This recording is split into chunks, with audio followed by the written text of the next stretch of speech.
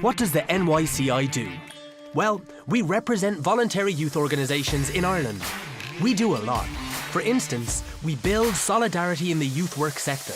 We act on issues that affect young people, and we promote equality, inclusion and diversity. Do you work with young people or youth workers? Both. We also work in partnership with government departments and agencies, as well as the wider community and voluntary sector.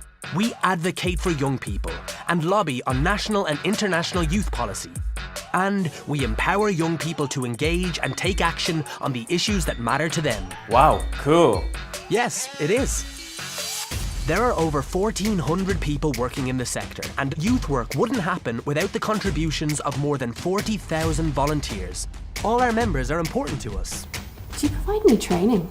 Sure, we provide practical training and certified courses for our members and support to build your organisation's capacity, as well as representing your interests at national level. So does that mean you work on policy too? Yes. We are a proven source of accurate media-friendly research and information, making it easier for policymakers to take action on the issues that affect young people. Nice one. In short, we're champions of young people and those working with them, and with organisations supporting more than 382,000 young people nationwide, we can deliver real positive change. So, what can you do to get involved? Get in touch with the NYCI today.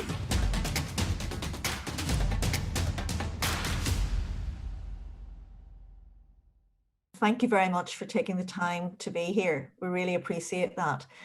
In preparing for this evening, I was thinking of some of the words that will stay with us for 2020. COVID, social distancing, Zoom, climate justice, words that will change our lives and our world, I think, forever. We know that the impacts of climate change will not be borne equally or fairly between rich and poor, women and men, older people and younger people. And consequently, there needs to be a growing focus on climate justice, which looks at the climate crisis through a human rights lens, and on the belief that by working together, we can create a better future for present and future generations. The core messages behind our Future Generations project is about the importance of bringing that climate justice lens to how we respond to climate change, the importance of NYCI working collaboratively with some of our member organisations, the importance that this climate justice movement is led by young people from a very diverse range of backgrounds. The project has taken a very holistic approach to partnership in that it includes a broad cross-section of each of the partner organisations, including senior managers, youth workers and young people. I'm really looking forward to this space today for the first of our controversial conversation series. I'm handing over to Fabian. Thank you, Mary, and I'd like to thank the National Youth Council of Ireland for organising this event and putting it all together. My name is Fabian Jacob, and I am a Macra member from County Kilkenny. I'm a dairy farmer by trade, and I suppose Macra, for those of you who don't know, is a rural youth group. So I'd like to also introduce we've Amy O'Brien and Anna Keys. They're also steering group members for the Climate Justice Future Generations project. So I suppose firstly, what is climate justice? And I suppose the way I describe it is it's easier to describe maybe climate injustice, and that would be the unequal effect on different minority groups or parts of society due to climate change. So then following on from that, climate justice aims to give everyone in society an equal opportunity to take on board climate actions. So for example, those climate actions might be getting more people to use public transport, getting more people to recycle, or getting more people to use renewable energy. So I suppose we're looking to highlight what are the on-the-ground issues that are preventing people from taking these climate actions on board. So then to move on to this project. So this project is the Future Generations Climate Justice Project. and it is a collaboration between youth groups all across Ireland. It involves Involve, the YMCA, Swan Youth, Macra Feirme, and Sphere 17. So the aim of the project is to highlight and evaluate the systemic and human rights issues related to climate change. It also gives young people a space to share their ideas and just to learn about climate justice and express their views. So how do we do this?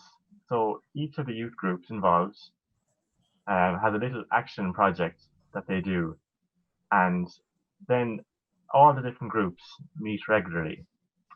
So we have a steering group, as mentioned, and this is made up of youth workers and also one or two young people from each of the groups. Both myself, Amy, and Anna are on this steering group. So by coming together, we bring collective action for policies or funding or whatever, and just trying to get our voice out there in the mainstream public. So why did I join this? For me, I'm a dairy farmer by trade, and the environment is quite important to me. I think most farmers, especially young farmers, are quite keen to do what they can for the environment and support actions that combat climate change. As a group, then, some of the reasons and the objectives of this project will be about educating themselves on what climate justice is and improving their awareness. Some of the projects cover things like recycling and biodiversity, for example. I'd like to hand you over now to Anna Keys, who will discuss what she thinks climate justice is and what she'd like to hear from today. Thanks, Fabian. So yes, I'm Anna. I'm with the YMCA, and a bit later on in our panel discussion, I'll be discussing a bit more about why I got involved in this project. But for now, I'm going to elaborate on how we got to this point and why all of us are here today discussing whether or not everyone can afford to be green. So as Fabian mentioned, this project consists of loads of really diverse groups, and there's been an incredible amount of learning for all of us as part of the project, just purely through people discussing their own experiences and putting their own perspectives in and having open, honest conversation. So throughout our discussions on the steering committee, we've dived really deep into the topic of climate justice, and I'm sure this is going to be a topic that comes up again and again during this webinar. And so we're really looking into the link between both environmental issues and social issues. Now, when we kept looking further into this and getting really into the nitty-gritty of it, the one question that really resonated with all of us was, is it truly affordable to be green? And with all the various groups, people coming from inner city backgrounds to really rural backgrounds, this is a conversation we all really centered around. And we really wanted to share this conversation with you, going beyond our group. So we really look forward to engaging with all of you and listening to your own experiences and your own thoughts on this issue. And we'll be doing so through a Menti and also an interactive Q&A later in the session. We also extend this conversation to our panelists, who include the Vice Chairman of the Oireachtas Joint Committee on Climate Action, youth activists, the President of Macra Feirme, as well as youth workers. Again, this is a really wide range of perspectives, and we can look forward to some really fruitful discussion today. So I'm now going to pass you over to another member of our steering committee, Amy O'Brien. Hi, so I'm also working with the YMCA, and I'm with the Future Generation Steering Group as well, like Anna. So with the YMCA, as Anna said, mostly our work so far has been in terms of discussion. So we have talked a lot about potentially going down a very media-based online format for our action that may include podcasts, online events, etc. But in terms of why this particular question on the affordability of going green is important to us especially, is that it will affect everyone. It's already affecting people in other countries. It's already starting to affect people in Ireland. But again, who's really being impacted by it is so unjust already. We can see that. And in future generations, it will affect everyone. So everyone should be able to be involved in the solution in the same way, but actually we have very different capacities in how much we can do, and that's due to affordability. So yeah, I don't think that it suits us in this society to go green. It's much easier just to stay as we are. So if you think of like someone who's barely getting by, and maybe something like recycling, which is something we know that we should all be doing. But if you look at affordability in terms of both time and cost, which was something that came up in the group actually that I hadn't really thought about very much before, was time. We always think about affordability in terms of cost. So if you think of the expense of actually having to go and like buy bins and keep up that to recycle properly, then like some people aren't actually able to even do that. In which case that can lead to littering and dumping, but also they may not have the time to actually learn how to properly recycle, because it's often more complicated than people realize, or compost in a way that's actually good and positive for the environment. So in the same way, carbon taxes, in a good way, there are businesses and there are people who could be doing more who aren't, and carbon taxes are definitely kind of calling on those people, but they're also targeting people who already cannot afford to make a change, who cannot switch to a more sustainable lifestyle, and therefore making it even more difficult to do so, rather than making it easier for a just transition. Because personally, I don't know anyone who isn't paying carbon taxes and someone who has gotten a grant from them. So I think that's quite important to highlight, that's another point. Big businesses as well, I think that they are starting very slowly to see that, well, actually it's going to be less expensive for them to switch to a sustainable way of working rather than continue as they are. And that eventually they will have to, absolutely, because there would be no other option. But until then, I think it makes it harder for everyone else to follow in that way, without businesses and without government supporting them properly in a way that's actually viable. But it doesn't pardon us from doing the little things like that do make it more affordable and are actually saving us money, like bringing an extra bag to a shop or bringing a coffee cup. So I don't think it pardons us, but I do think that it's not affordable for everyone to go green. That's just my opinion. But before we move on to our panelists for more opinions, we want to know a little bit about who's in the room and what you think on the topic. So we'll be sharing the screen and invite you to our Mentimeter using the following code 746291, which is up in the corner there. So if you want to take a few minutes to fill that out, and we'll be going through the answers in a minute. We'll also have a Q&A later, so if you have any questions throughout the webinar for any of our panelists, just pop that into the Q&A function and we'll be going through them later. Thank you.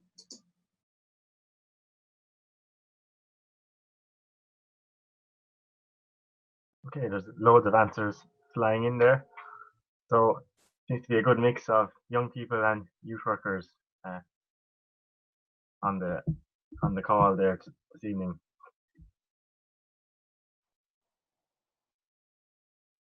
Might I ask, there's 8 people there who have said they are others. Would they like to maybe type into the chat or speak out on who you are or what you do, maybe, perhaps? Okay, so we have Maeve there from Cork County Council. So welcome to the call. Right, so the next question is then, in your opinion, can everyone afford to be green? So I'll just give you a minute to answer that. Okay, so I think in general, so far what we're seeing is a general no, or no, but depends on supports and policies or grants, for example, retrofitting electric cars, things like that.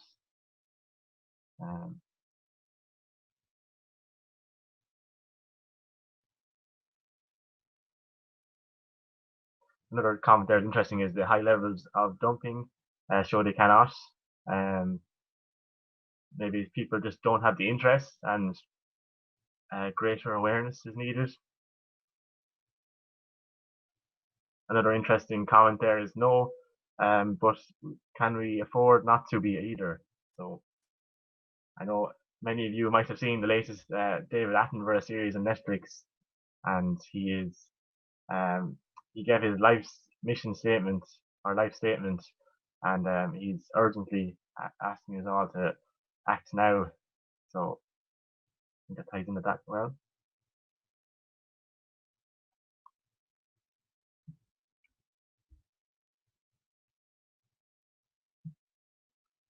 Yes, I think we're getting near the end. I think in general it's a no, but more needs to be done to encourage people, I think is how I would summarize all of those. So in terms of supports and education and awareness, I think are the steps forward. And then the final question is, what do you think needs to happen to support everyone to go green?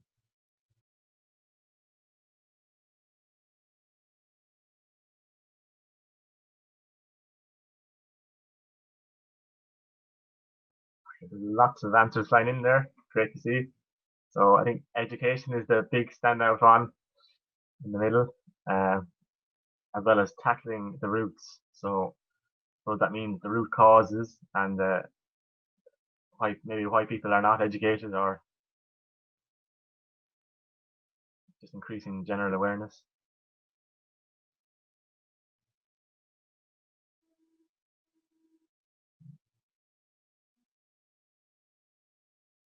I see support for farmers. I definitely like to see that as a farmer myself.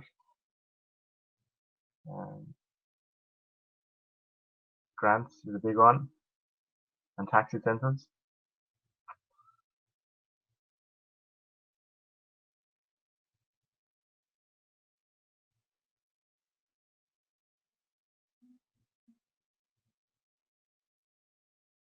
Yes, I think there's lots of great ideas there and suggestions.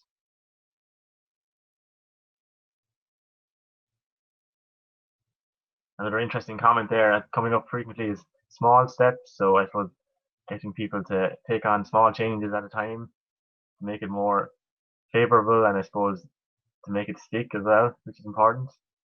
People don't like change in general, and small change is better.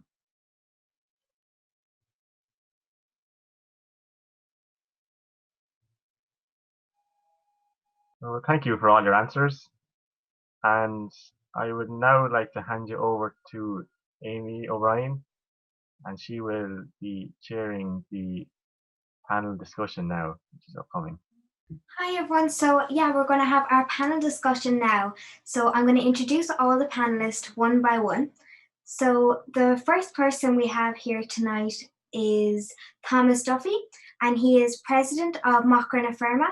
So the question we want to ask you is, can everyone afford to go green? So Thomas, if you could please answer that for us. Yeah, thank you very much, Amy, and thank you for the opportunity to be here this evening. I suppose as a farmer myself, as a representative of farmer, but also representative of rural young people, we have to ask the question, I suppose, what are the major barriers to young people making use of low carbon technologies and purchasing low carbon products?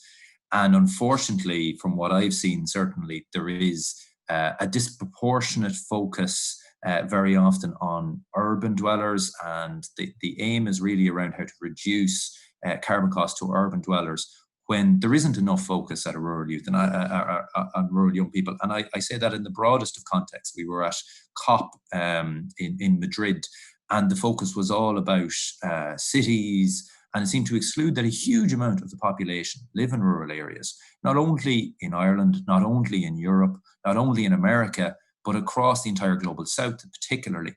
And so the challenges that are faced by young people wanting to access green alternatives across the board, we have to take a look at those. So number one, the access to low carbon transport. The answer is there just isn't. It's not viable for an awful lot of young people in rural Ireland to access and to do all of their daily business through public transport. Now, I know there's a major focus on decarbonising the car transport, but again, the problem is for young people, the cost of owning a car is so high that if you were to also to add on that the investment needed for electric cars, it might be 20 years down the line when a lot of young people will be able to access second-hand electric cars which have a sufficient range to get to where they need to go. Then we have the entire question of, even then, electric cars are a more sustainable option, but they're not a sustainable solution by comparison to public transport. We've seen major, not only underinvestment, but also deliberate removal of some of the green options. We look at across Europe, the journeys, the length of journeys traveled by, say, for instance, trains, and Ireland is at the bottom of the table.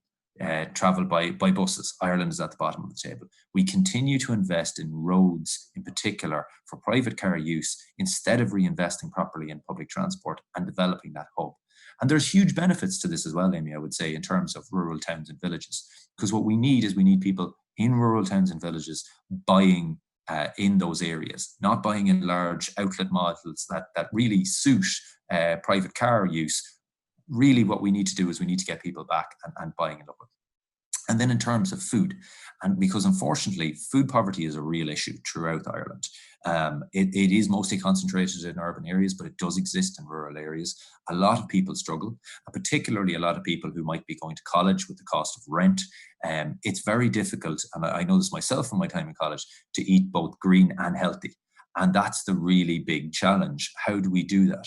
I have to say that the focus from an agricultural point of view is about reducing emissions intensity first, so that the products that we're producing are lower carbon throughout the entire thing. We are the only country in the world at the moment which has every single farm has the option of doing a carbon assessment on a farm by farm basis. Nowhere else in the world has that. Ireland's already leading in that. We need to get our emissions intensity down. There's a number of different obstacles that we have around this, but we also need to get away from a very simplistic, point of view. Not all the changes that are promoted as green are often actually green. Very often they're just there for the profitability of large multinational corporations. And that's what some of the things we need to focus. We need to make sure that the consumer is very well educated on what is a true green choice. I think then after that, we need to look at the sustainability of our lifestyle in general. Do we need to take those flights? Do we need to take, do people need to buy a Jeep instead of just buying a car? There are a number of smaller kind of systematic changes and personal changes that we can make. And I know at the moment we're not focusing on obviously the policy drivers in this conversation, but that is going to be a major question. Making large companies, particularly fossil fuel industry companies, pay their way and pay the bulk of the cost that they are externalizing on society. Thank you. I thought that was so useful, that input from a very different perspective, who are, as you say, very much isolated from the conversation, but we very much so need to involve everyone in this conversation. And definitely the rural areas are not brought into enough, and utilising public transport. You brought up some brilliant ways in terms of how the governments can actually invest in that. So thank you so much for that input. It was brilliant. Our next speaker then is Anna Keys, who is working in the Future Generation Steering Group and is the YMCA members. And so Anna, can everyone afford to be green? Hi, yeah, thank you so much, Amy. So yes, I am a youth activist, and you heard a bit from me earlier in the webinar, as I'm also a member of the Future Generations Climate Justice Project Steering Committee. Yes, that is a mouthful. I am one of the two people representing the YMCA along with Amy. So as a teenager, my priorities include passing my classes, updating my Snapchat, and lobbying decision makers to ensure a just transition for all, mitigating the effects of a climate catastrophe. Now, one of those things is not like the other. I know who even uses Snapchat in 2020, but in all seriousness, it's really unfortunate that young people have been forced to take such an interest in the climate crisis, as our decision makers simply won't. So yeah, really, I should be quite angry that I'm here today, as in the ideal world, we wouldn't even have to have this conversation. Alas, we're a long ways away from that perfect society, so I'm actually delighted to be here having this conversation with you all today. So even aside from the financial aspect of the conversation, Amy mentioned it earlier, but an interesting way of framing the question of can everyone afford to be green is to look at the time and effort that is required. A load of people cannot afford the time it takes to be green. If you look at it, going between researching eco-friendly alternatives, trawling through secondhand shops and farmers markets, learning to recycle, walking or taking public transport, it's a lot to take in. And it's something that many of us take for granted. If you're coming home from, say, a really long day of work, putting in really long hours as many people do, and you're faced with the choice of either spending some time with your kids or learning about a confusing, abstract concept like the climate crisis, I think I'd know what choice I'd make anyway. And this really is something that a lot of us take for granted, especially if we're already familiar with things around, being eco-friendly, sustainability, or if we were brought up in that way. But we have to realize that a lot of people won't. And it can be a lot of work to be green if it's a new concept to you. And not everyone can afford that time. So now, of course, like most things in the world, we really have to talk about money. So to me, the topic of affordability and accessibility of a sustainable lifestyle really is one of the most important things in the fight for climate justice. And it's an issue that I get really passionate about. So there's absolutely zero use in only leaving a certain group of people to be sustainable in our society. And we really need to bring everyone forward with us as we transition to a greener society. What is the point of only having a few people be able to be green? There's absolutely no use. It's not going to make an impact on us, right? So to illustrate a point of leaving people behind as we transition, I like to take a look at Hawaii in 2015. I know we'd all like to take a good look at Hawaii, but for this purpose, we're going to think about how they handled solar energy in 2015. So back then, it started to become more popular with a lot of the more affluent crowd. They're able to buy solar panels and put them on their roof, save a little bit on money, but generating electricity, fab, right? We get renewable energy, they're saving money, sounds good. But actually, a lot of the lower class citizens, a lot of working class people, they couldn't afford the solar panels. It wasn't an option to them, it wasn't viable, so they stuck with their own energy. But the amount they were paying for their energy actually rose. And they actually started paying a good bit more because there was less energy consumption and there was a smaller group of people. So this is a good example of something green that seems like a good idea, but wasn't completely thought through or wasn't completely applied to working class people. And so this can show how green solutions that haven't taken an intersectional approach and haven't taken into consideration different groups in the country, they can massively, massively backfire and end up doing more harm than good. And so this is why we have an urgent need for inclusion on all levels of climate action movement. So we need diverse representatives to represent a diverse population. This is something that I think is also very key, as you can't have a group of people who are almost clones of each other, but we have a very diverse country here in Ireland now. And so the more perspectives you hear from, really the more you benefit from. And I think that anyone, any member of the Future Generations Climate Justice Project Steering Committee could speak to this one. The reason why I got involved in the project was seeing the diversity of the participants. And I know this sounds like a cheesy movie trope now, but the real treasure was the friends we made along the way. But I cannot overstate to you how much we learned and grew as a group, purely from having these open conversations and sharing our personal experiences with each other. Our strengths really do lay with our differences. And where I knew I could bounce ideas to the group and get feedback I never would have thought of before, that's when we really made progress. And so we're a lot more similar than we may have thought at the start. What I'm trying to get at here is that it will never be affordable to be green without inclusion and collaboration from people from different backgrounds, especially people who feel like they don't have a space within the movement. So we need to continue to have these controversial conversations. We need to create a society where we truly have climate justice for all, so everyone is supported to make green choices. So thank you so much.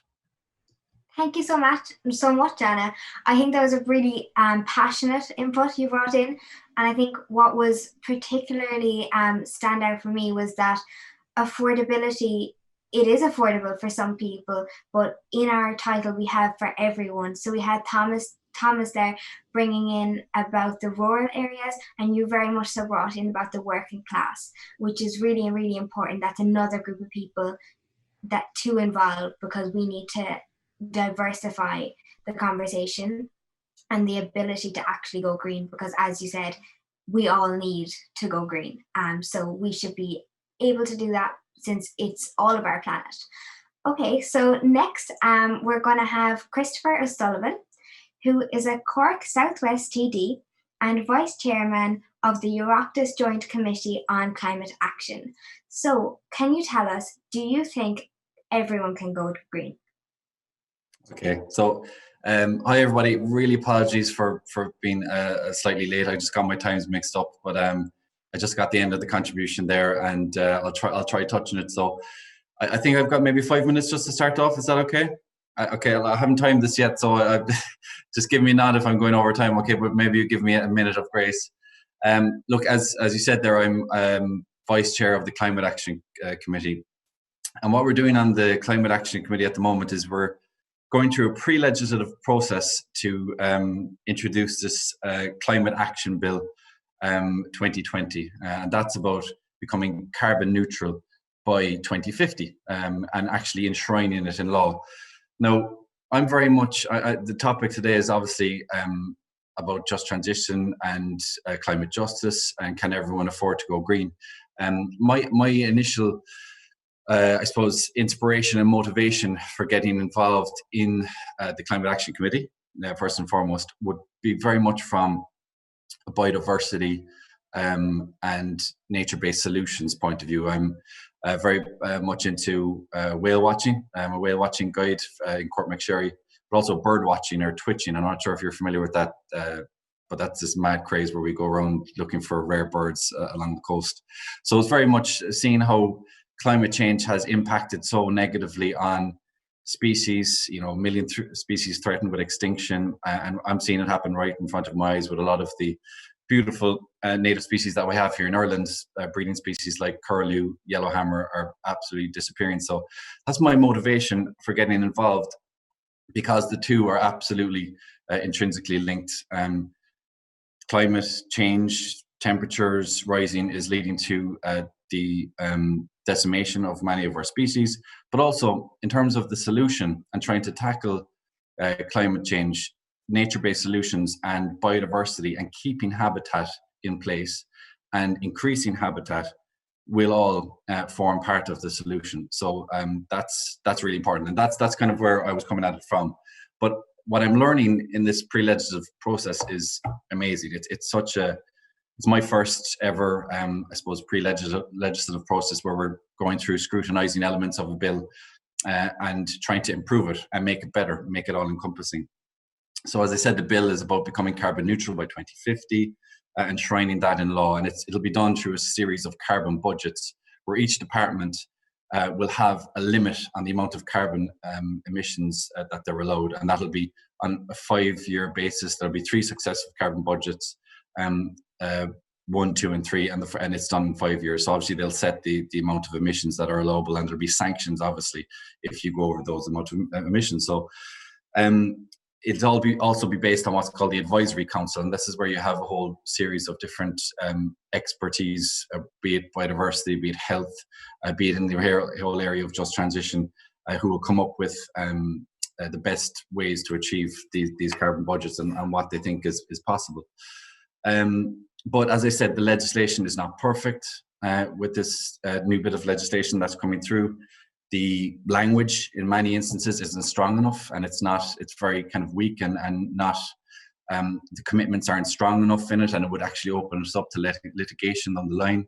There's no reference yet to biodiversity or nature-based solutions, which is absolutely mad. It's something that I intend on getting included. But for the purposes of this, I suppose, conversation, there is no real reference or commitment to just transition or climate justice, and that's something that we very much need to address and need to change. And I think that there will be, and there will be a strengthening of the bill to include that and to acknowledge it and to ensure that every step that we take takes into account the whole area of just transition and how it'll impact particularly low-income earners. So that comes to the question, finally, can everybody afford to be green? And the answer is, I don't know. And I suppose it's something that we actually, and it's good timing that at today's session of pre-legislative scrutiny, we discussed that very topic, the area of just transition. And I asked that question. We have experts in, expert Sorry, witnesses. now, you just have about a minute left. About a minute, okay. So I'll just go through it. So when you talk about how it'll impact, okay, just trying to achieve your climate action goals, you're going to have job losses, okay? That's you take a look at the Midlands, you look at agriculture. If you're looking at tackling biogenic methane, there's going to be impacts on agriculture. So there's going to be job losses, but there will also be job opportunities. If you take the whole area of electric vehicles and EVs, they're not affordable. They're not affordable now, and they won't be affordable next year. So you have to get to a point where there's a critical mass where they do become affordable. But what's worrying is, I suppose, that we had NESCIN with us today. So they are the National Economic and Social Council who advise on how we can go about achieving just transition. And what's worrying is they stated quite clearly, it is not clear which particular policy, regulatory and legal measures are most effective in dealing just transition. So the point is that we're not even sure how to do it yet. Carbon tax, it's obviously going to have an impact on low-income earners.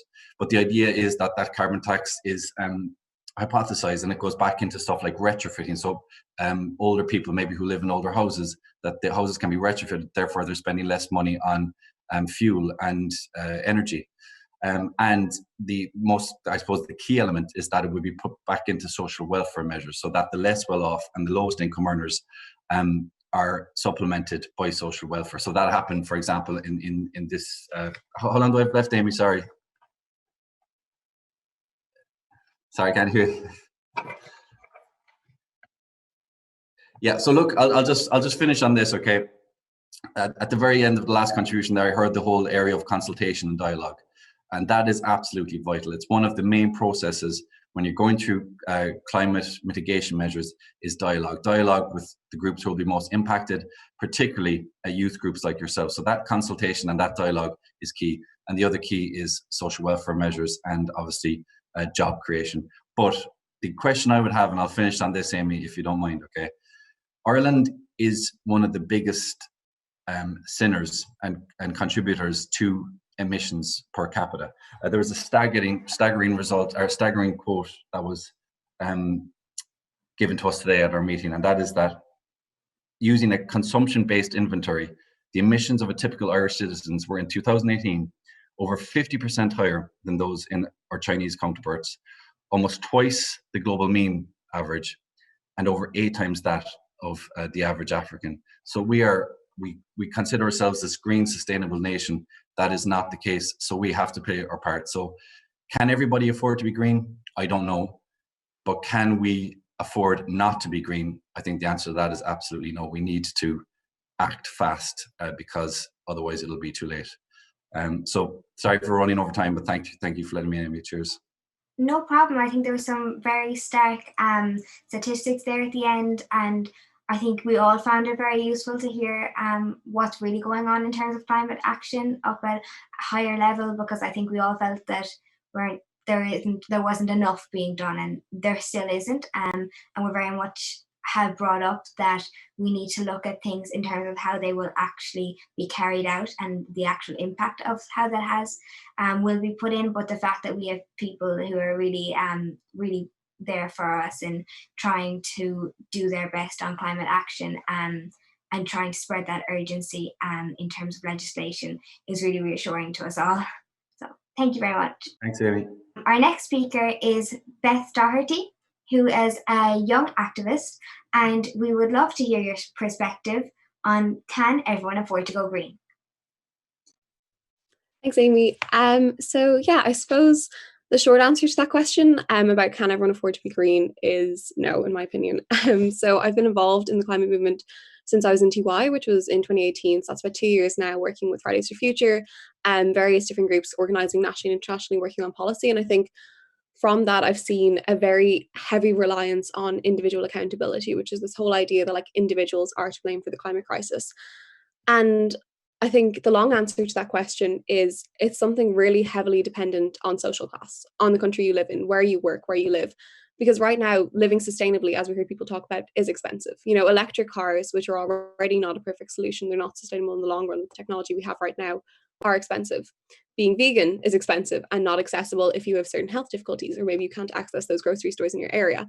Not everyone has access to recycling centres, like we heard earlier, can afford organic food, can get public transport near them if you're in a rural area, or afford options with less plastics or emissions involved. And I suppose even if you do manage to somehow live perfectly sustainably in absolutely everything you do, society still isn't sustainable at the moment. Even if you do cycle to work and eat a vegan diet, you're probably sitting in a building fueled by fossil fuels. The phone you're using probably has minerals mined by child labor.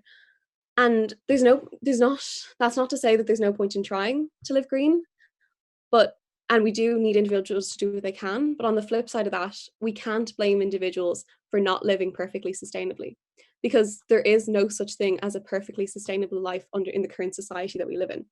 Our society is unfortunately right now founded on and rooted in fossil fuels.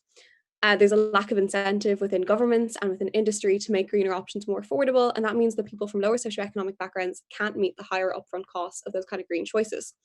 But right now, what I've seen in campaigning, and I think what we've seen across the board, is that a lot of blame is put on individuals. If you go to a rally but you got a car there, or you, didn't use a reusable cup, obviously you should make that effort there. But we see a lot of blame being put on individuals rather than tackling those structural issues that have fossil fuels and exploitation every single area of our society, and governmental decisions that are putting sustainable decisions out of reach. I think if we want to make green living affordable, then we need to shift that blame and recognize the difficulties that are there for people in reaching sustainability. We need to fundamentally tackle the roots, and from that, change will become accessible at an individual level. And I think that links into the importance of advocating for climate justice within every area of activism if you want to make being green affordable. I think I won't touch on it too much because we have heard a lot about it, but just that idea of a just transition, not leaving people behind and focusing your efforts, because once you change the structure, once you make society no longer reliant on exploitation and the same systems that cause the climate crisis, people will be able to live more sustainably. Because like I said, it is near impossible to live fully sustainably 100% of the time in our current system. And we do need to be making sure that that's implemented across all government legislation. We heard the climate action bill spoken about earlier, which is obviously in the improvement stage. I think it's really important that when we're talking about that bill, we're talking about just transition, because right now in the 54 pages of that bill, climate justice is mentioned just once. And I think when we're talking about can people afford to be green, we need to be looking at the present situation. We also need to be looking at how do we go forward from that? How do we make it so that people can afford to be green? How do we make it that being green isn't just affordable, but it's encouraged and it's possible for every single person, every area of society, because of the way we work in our society and because of the way our governments work for us. And it's really important that we focus on that and helping those who are most vulnerable, not putting the blame on people who can't afford it, and instead putting the blame on the people, the industries and the governments who are causing the crisis, who are causing the structural issue.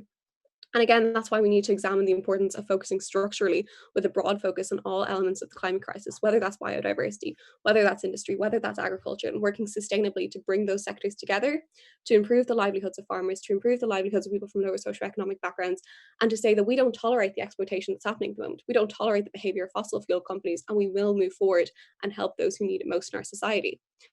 And when we change that structure, and when we create that society that facilitates living green at a structural level, that feeds down and becomes affordable and reach of the ordinary people.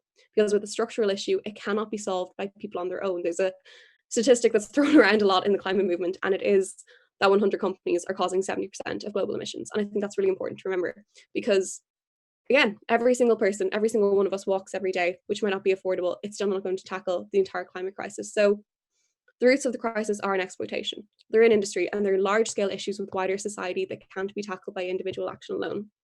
But it's something we can change. By making your voice heard, by advocating for justice, by having conversations like this, I think we can put green living in reach. We need to make sure that we're focusing on the roots and really tackling the issues so that it does become accessible, it does become affordable, and we're changing it from the bottom. So yeah, I think that's where we're at. Thank you so much. Again, a very, very passionate young voice. They're really important to involve in these conversations, because for so long we all felt that we weren't. And I really liked how you touched on blame very much so, because as someone like talking about climate change and talking about just transition, there is a lot of blame then that like people, you're up to be scrutinized almost, which is not fair, because it is not, as you said, actually possible to live a perfectly sustainable lifestyle, and that needs to come from higher levels, but you demonstrated that very well in the way that you explained it. So our next speaker is Kay McCabe, and she is working with Involve, which is a youth service. So, do you think that everyone can afford to go green? At the current situation, no, I don't think everyone can afford to go green. I'm a youth worker who works with young people from the travelling community in County Meath. And for the most part, well, first of all, I just want to say well done to yourself, Anna and Amy, of the excellent job you are doing before we go any forward. I think you're doing an amazing job, and it's great to see you both so vocal and passionate about this subject. I think often when people think about affordability, and they use the word affordability, even though it has been touched before, it's not just about money. And especially when we do think about lower socioeconomic groups, the main presumption is affordability as in cash, as in coin. And that's not always the case. The communities I work with and the young people I work with live in overcrowded conditions, with possibly 2 or 3 families living within the one home. Again, you think I'm going to bring in money here, but you're talking about maybe even headspace to even worry about things going in the right bin or the wrong bin, or whether or not you bring your shopping bags, whether or not you're even in the space to even give a fiddlers about climate, that all you're doing is trying to struggle to get through the day that you're having right now. For example, in one of the sites where we have one of our youth centres, we discovered about 2 years ago that even though every house, including our own youth centre, has a blue and a green bin, one for recycling, one for main waste, because 1 or 2 households weren't recycling properly and they contaminated some of the bin from the recycling, it was deemed that all 14 houses within the traveller specific accommodation would now only get all their rubbish put into main waste. This I highlighted to a parent who was busily, while she was making me a cup of coffee, was washing and rinsing her milk cartons. And I said to her, "Oh, are you going to the recycling centre?" And she goes, "No, I'm putting them in the blue bin." To which I highlighted the fact that for the past 3 years that her recycling was not being recycled and it was all being put into the bin. And she got very annoyed. And her whole attitude was, is it just because they think we're travellers that we're not capable of recycling? So I'm pretty sure that this is not just happening in this one housing estate in the whole of Ireland. I'm sure it's happening in alternative places. The true thing is we all do need to be able to afford to be able to turn green. But turning green sometimes is just way beyond some people's capacity. When we're talking then on the monetary value of eating locally sustainable food and all the rest, people are struggling to feed their families, never mind thinking on the further string of whether or not it travelled from another country or it was sourced locally. I do also think one of the biggest problems is it's a cultural shift that is needed across our entire country, not just any one culture in particular. Last year we were on a youth exchange to Portugal and we visited a beach that had thousands of people possibly on it in the day. We stayed until sunset and we realised as we looked around the beautiful white sand that there was not one screed, and I mean not one screed, of paper left behind on that beach.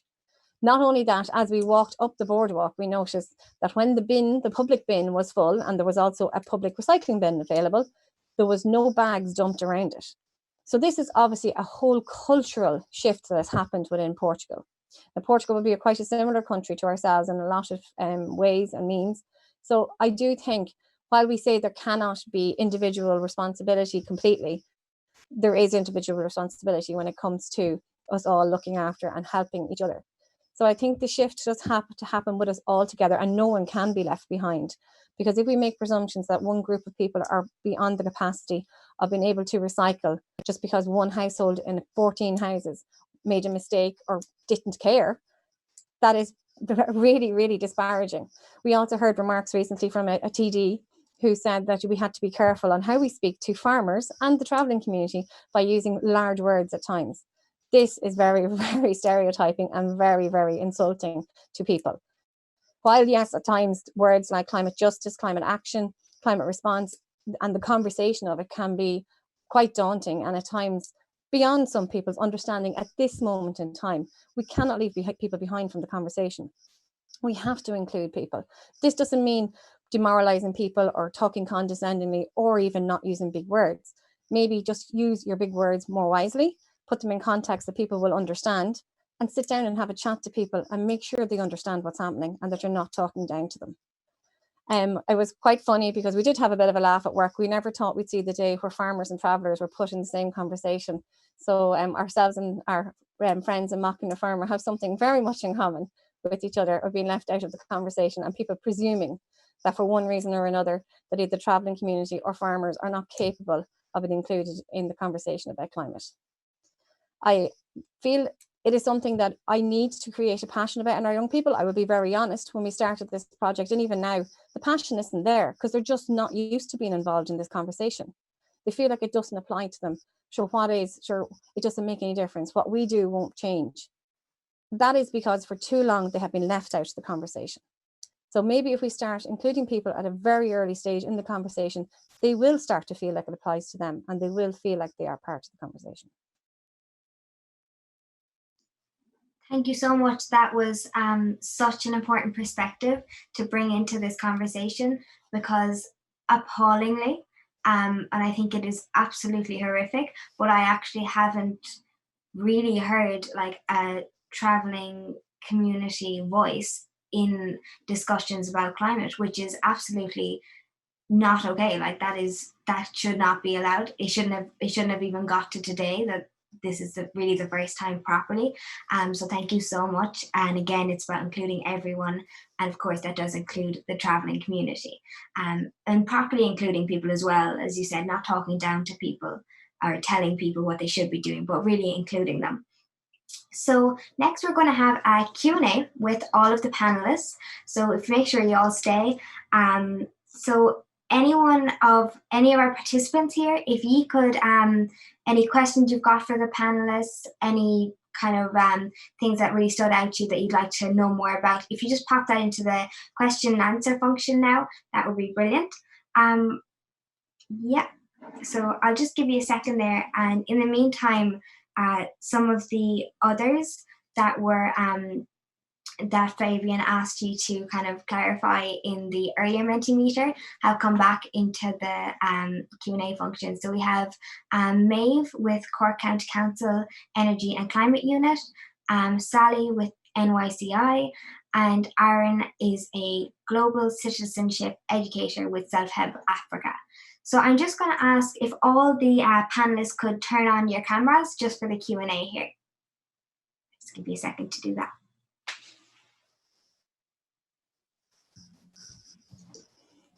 Okay, so our first question is, what will you take away from what was said here today? So is there anyone, first of all, who wants to come in on that, who wants to put in an input? Well, I'll take that one first. I think passion is something that has definitely come out and come across very much from all the panelists and the young people in particular.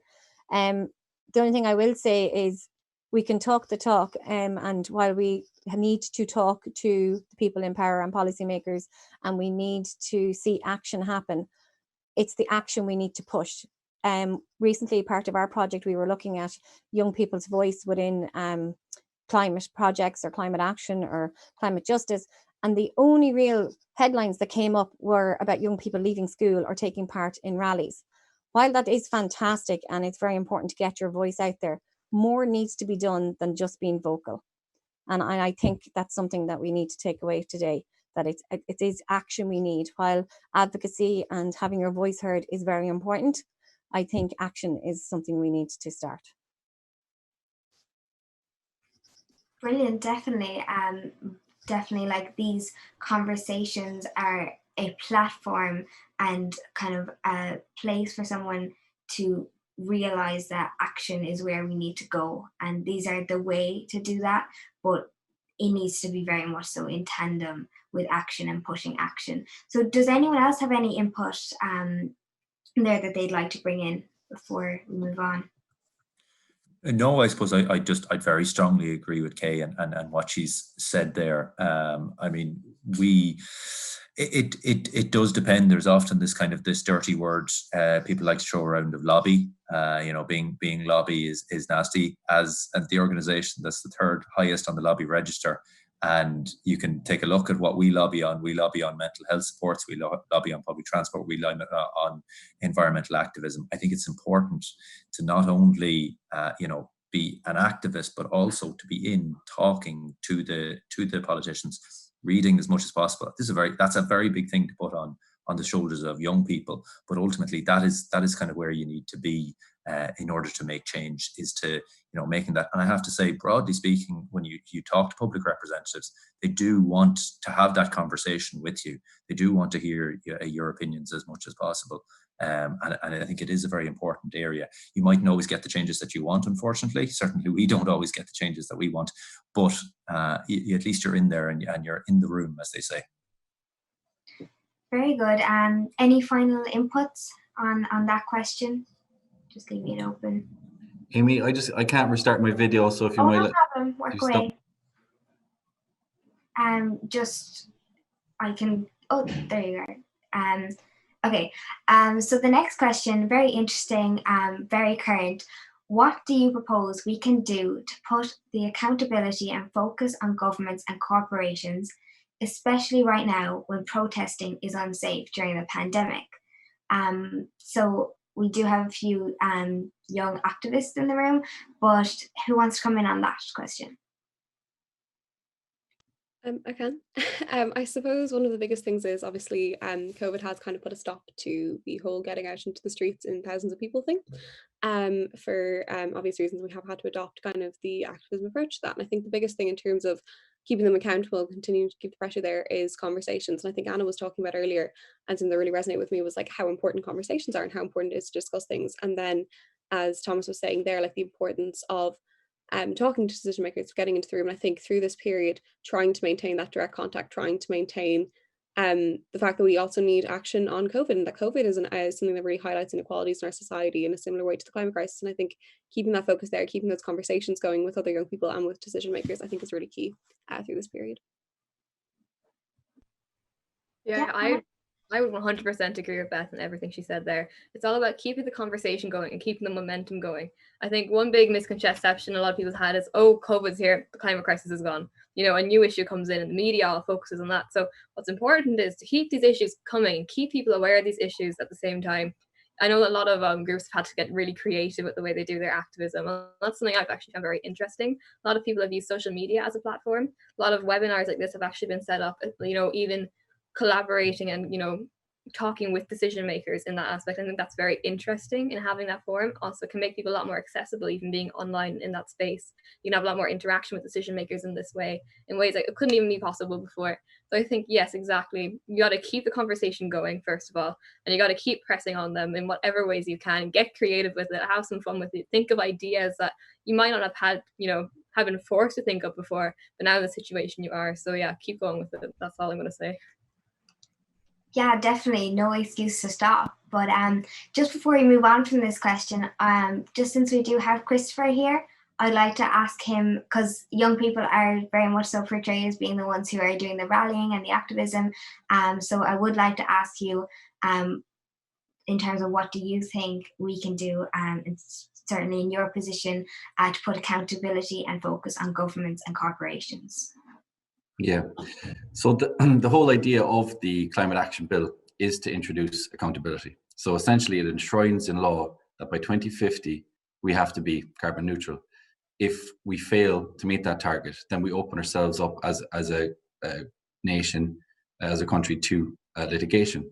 People can take us to court for failing to achieve those targets. So that's the whole idea behind enshrining it in law.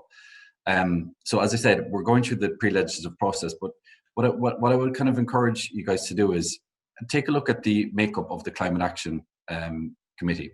For me, we're quite cohesive in terms of our approach. We all want the same thing. I would nearly wager that almost every one of us is quite passionate about this whole area.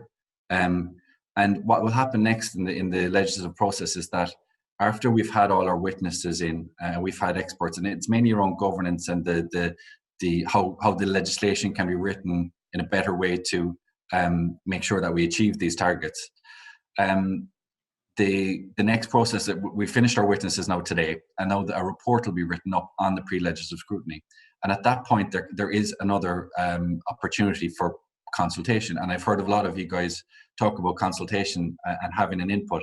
And there is your chance to make submissions, to get in touch with your local TD and highlight where you think it fails. So, for example, if you believe the text around just transition and climate justice isn't strong enough, you make sure your local TDs know that. And we are already being lobbied, I suppose, via email, because the marches can't happen. Groups like Stop Climate Chaos are sending email, and it does work. It does make an impact. So although you can't have the public rallies, which by the way were unbelievable and had a massive impact on everybody, I think there are still avenues there to lobby your local TDs, and just check out that report when it's published. It will be published, and if you feel it's weak, if you feel it needs strengthening, then that's your opportunity to let us know.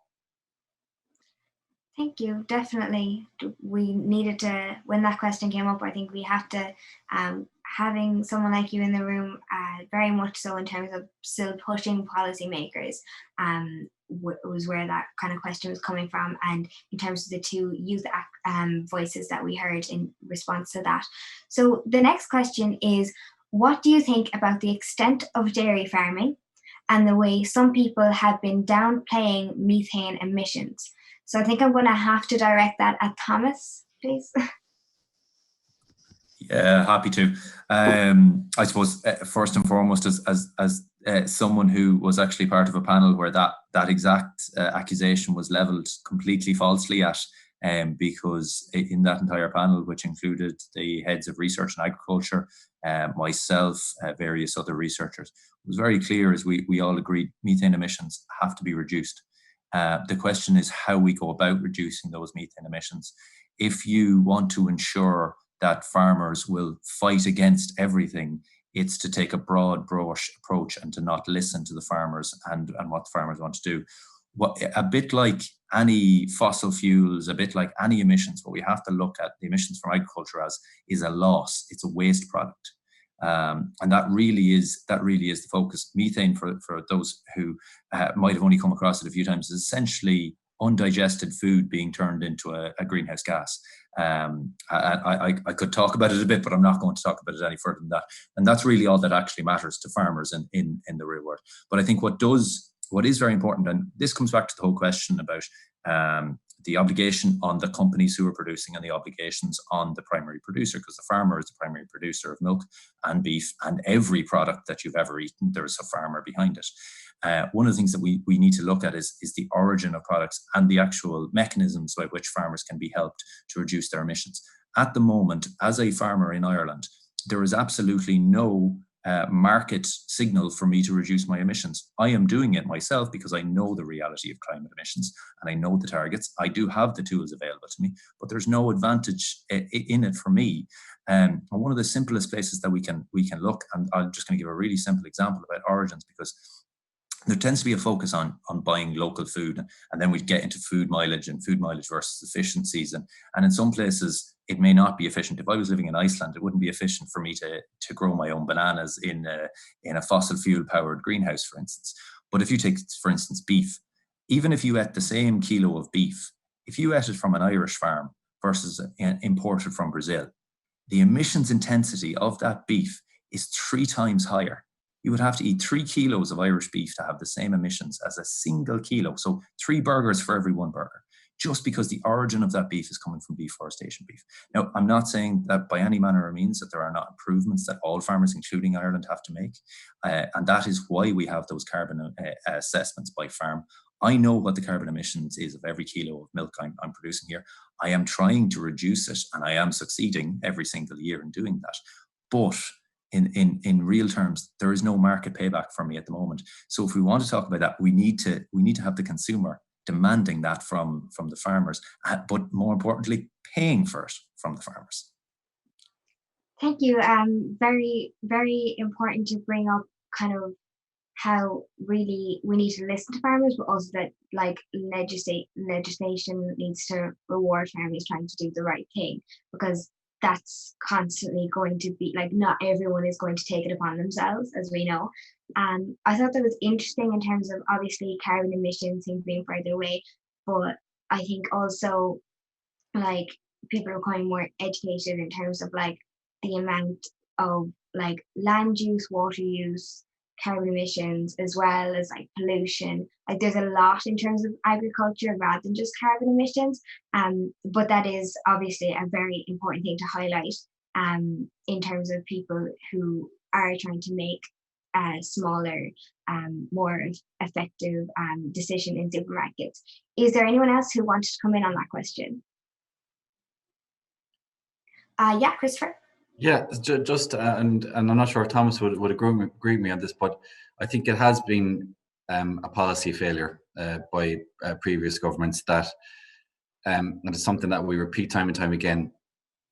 Our policy and our payment structures and our European payment structures have been incentivizing farmers to reduce habitat, to clear really good bits of habitat, to farm more extensively. So, for example, under the payment scheme, a bit of scrubland, a bit of land that's not deemed good farming land, their payments are reduced. So therefore, they are incentivized. I mean, and they're not going up there to destroy habitat or to reduce it, but they're being incentivized. They're being told, we're not going to pay you for that land unless you turn it into good farming land.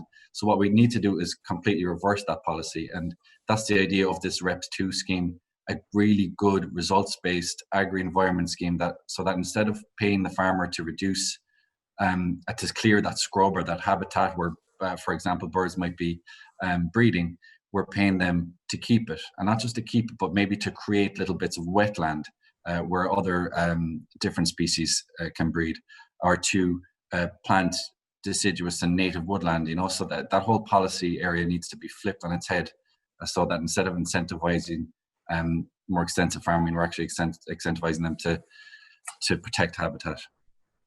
Definitely, the incentivization of actually like using up biodiversity and using like actual free area is just absolutely mad, and definitely something that needs to change.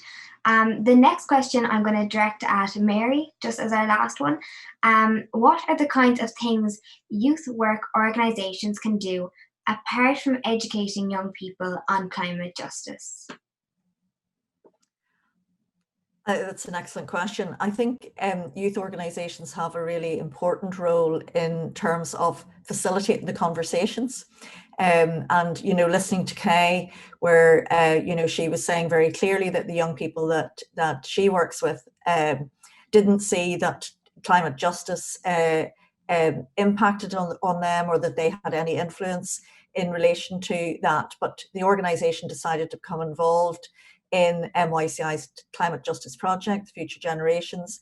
And even though it's challenging, there's a lot of learning, I think, for us as well, in terms of how can we facilitate young people who feel further away from the conversation to actually be key players in it. And I think youth organisations and youth workers are so well placed to do that. I also think that youth work, a lot of it is about activism and about collective action, about giving young people a voice, about enabling and facilitating young people to use their voice.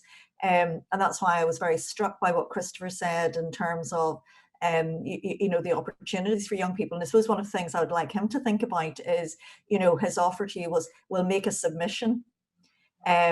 And yes, of course, people do make submissions to influence all kinds of policy and legislation. But if you're really committed to engaging with those who aren't normally part of that process, might want to think about more creative ways of actually hearing the voice of those groups rather than make a submission. And I do think whilst COVID has been a challenge, it also, by the way, has been an enabler, because politicians are much more accessible. We can bring together very significant groups of people actually at low cost. And that's both in terms of people's time and actual costs. It's environmentally friendly because people aren't traveling and using transport of any kind. But it would be really important, I think, then for youth organisations to support young people to build those connections with their local politicians. So I think they're really well placed to support young people to play a really key role in this really important discussion. Thank you. Definitely showing us how youth organisations can really get involved in the conversation and helping young people in that way. Can I just add one thing to what Mary was saying? Just in relation to when we started this conversation about climate justice with our young people and about climate, the first thing they mentioned was polar bears, penguins, forests far away. And I think that's a big problem too. The thinking locally just doesn't really exist. We've the River Boyne in County Meath, and I went canoeing recently. When I fell in, the canoeing instructor told me to make sure I drank a large bottle of Coca-Cola because the bacteria that was in the water would upset my stomach. And being a Meath woman, that so shocked me. And when I actually looked into the dumping points in our local river, but when young people think of climate, they do not think it that way. A lot of young people, as I said, they think about poor polar bears on shrinking ice caps and things like that. And I think while there is no justice without ice, as we found on a meme recently, we need to make our young people take local actions and think locally about preserving our local, and having them look around and to see, like Ireland, we do European youth exchanges, and when any of our partners come here, they comment on how beautiful our country is and all these different things. And I think sometimes we don't see the wood for the trees. We don't see our local environment and what is happening even locally. And it's very quick to point to farmers and blame them for different things. Your avocados come in very big planes that create an awful lot of waste and carbon emissions and things like that too. So, I think sometimes we can educate our young people in the wrong ways and point the finger of blame towards the easy targets, while being vegan isn't necessarily going to save our planet. And there is problems with being vegan too and things like that. I think we do need to make our young people not just think very narrow-mindedly when it comes to climate, and think more locally rather than just completely globally. Yeah, I think that was a really interesting point to bring in, because I remember being in green schools when I was small, and I remember being told all the time about the ice caps, but not about how Cork even is low-lying, but in terms of, well, there's polar bears dying and things like that, and you see those on the TV, you see those ads with the polar bear and the teddy and stuff like that. It was definitely very far away and much harder to really get involved and to really get passionate about it. Yeah, one of the most effective things is when Leo from MICI came to our young people and showed us the map of Ireland and said within 100 years how much of Ireland will actually be submersed underwater and things like that. Now in County Meath, we're grand. You Cork people can come up here, we'll look after you. You're gone though, and I know it's only a visual image and things like that, but it was something like that actually struck with our young people more and meant way more to them than ice caps melting. It was the ice caps melting is going to cause this, but there's I think people are disconnected from what global action is, and I think we do need to encourage our young people. When people say what can youth workers do, create local action projects, I think, and that will make young people, I think you have to think locally before you can think globally. Definitely, because I think trying to explain to someone who is not involved in climate change about why ice caps matter, you need to find that connection, and it is there. You just need to make that more clear. So now we're just before I hand you over, our website, Future Generations website, that link I think will be going into the chat. But if you just look up www.youth.ie/climate-justice/. So our next Controversial Conversations webinar, as this is part of a series, will be on the 3rd of December. And also our project and work will all be kind of on that website. It's only being developed, but make sure that you check that out. And that's for everyone here today. And this conversation is almost over. But before I go anyway, I just want to make sure that, as I think we all are, that we make sure that we continue these conversations within every sphere of our life. So that's our family, friends, leaders, and of course policymakers whenever you get the chance and make the chance. So yeah, just continue the conversation, even though we'll be finishing the Zoom soon. So now I'm going to hand you over to Mick Ferron, who is a consortium partner with Sphere 17. Guys, that's terrific. That's been really terrific. Amy, take a bow. What wonderful facilitating. I found the webinar thought-provoking, informative, and really engaging.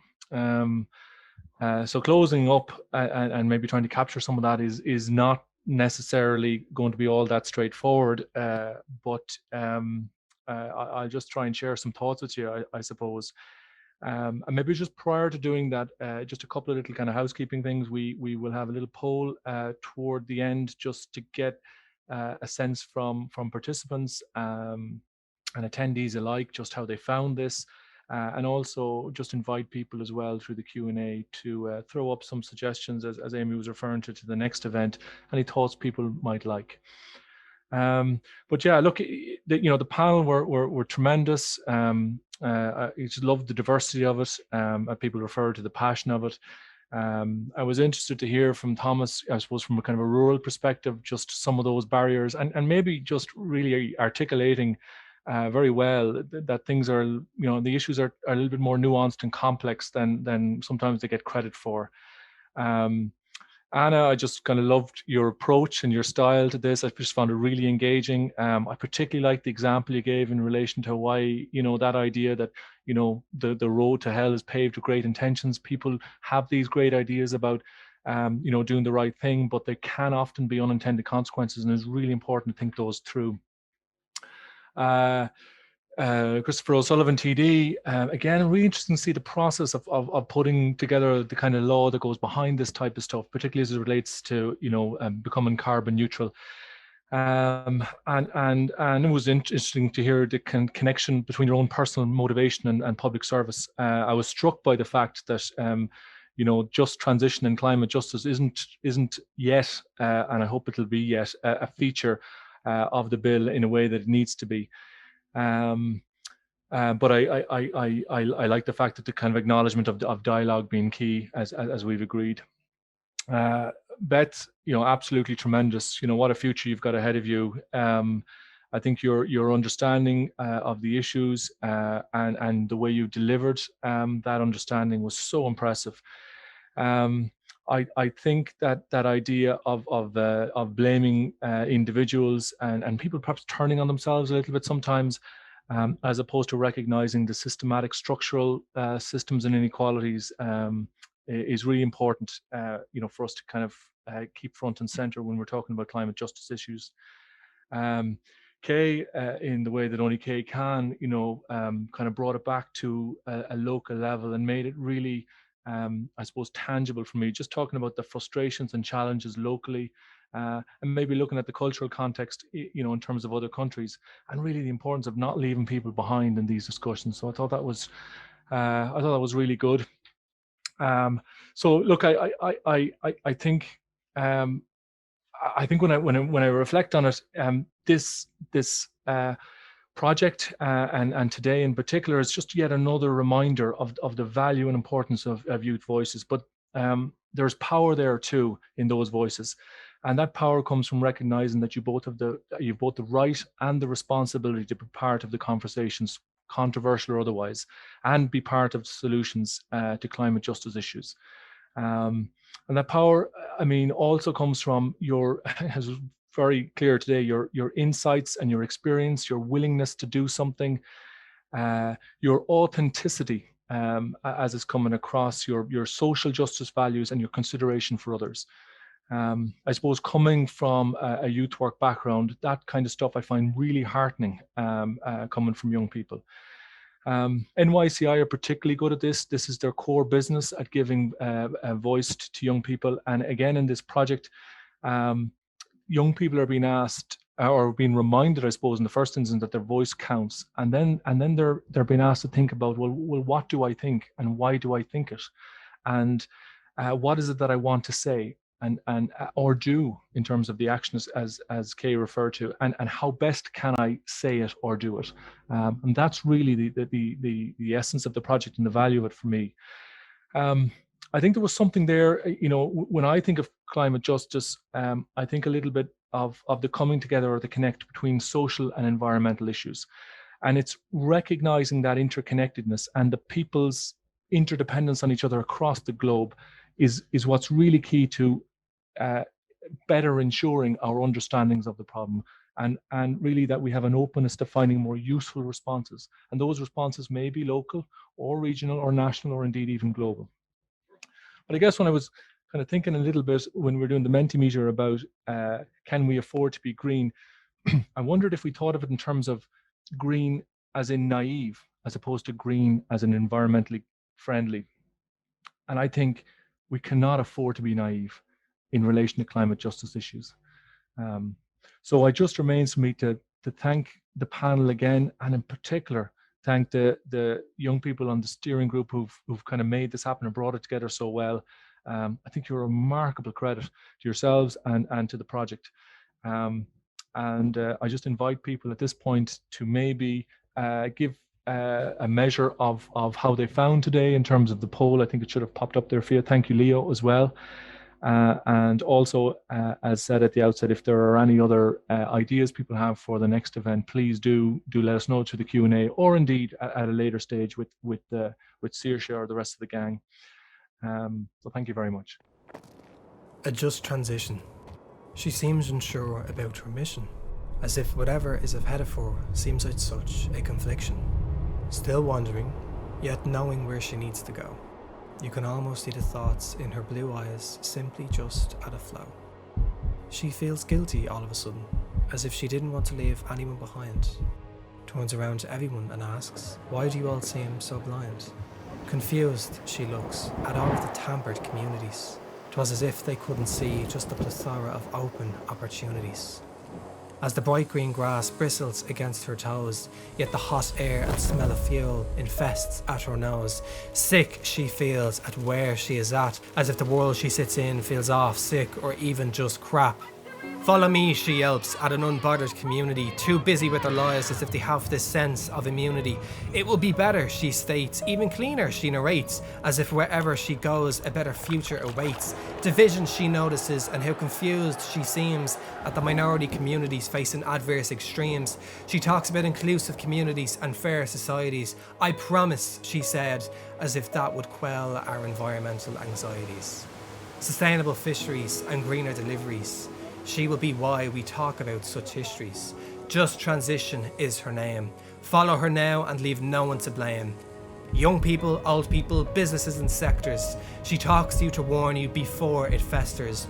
Urban, rural, everyone alike. She's calling you now, come and take your mic. She speaks of smiling oceans and clear emotions. It will be because of her we stopped all of these commotions. Smiling she begins, noticing communities listen. She calls on us to act now and end this division. Learn from this we must, and never ignore future science. It will be because of her just transition that extends this world's deadlines. Just transition is her name. We must carry on forward together with her, with the clear absence of shame.